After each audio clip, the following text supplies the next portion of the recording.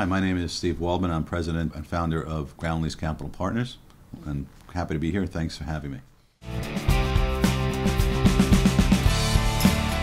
Ground lease is a structure whereby one party owns and controls the land, and through a long-dated lease, typically 99 years, another party has control of the building.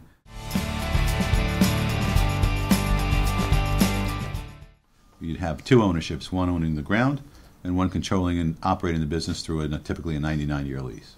Think of it a little bit as, you and your apartment, there's a landlord, they own the building, and you through your lease, although that's typically much shorter in terms of duration, in terms of time, you have control over the apartment. Well, it's the same way here.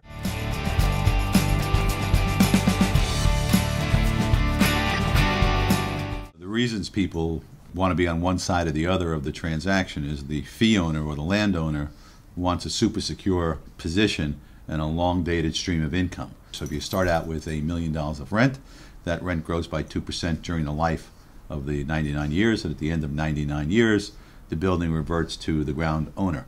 The leaseholder does it because they have less capital to bring to the transaction. In our examples, we're typically at 40% of total value.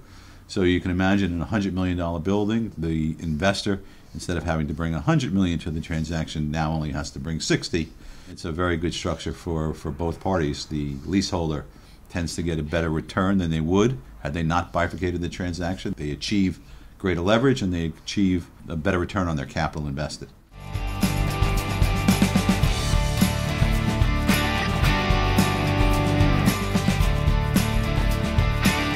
Assets that are applicable to ground leases really span all asset classes of real estate. Office, industrial, retail, hotels.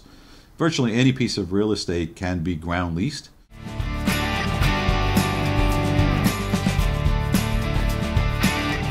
From the perspective of the ground owner, the risks are really nominal. There's no obligations on the lease for the landlord to do anything other than to leave the tenant in place and for quiet enjoyment while they're a tenant and performing their obligations under the lease. But the risks from the perspective of the ground owner are virtually zero.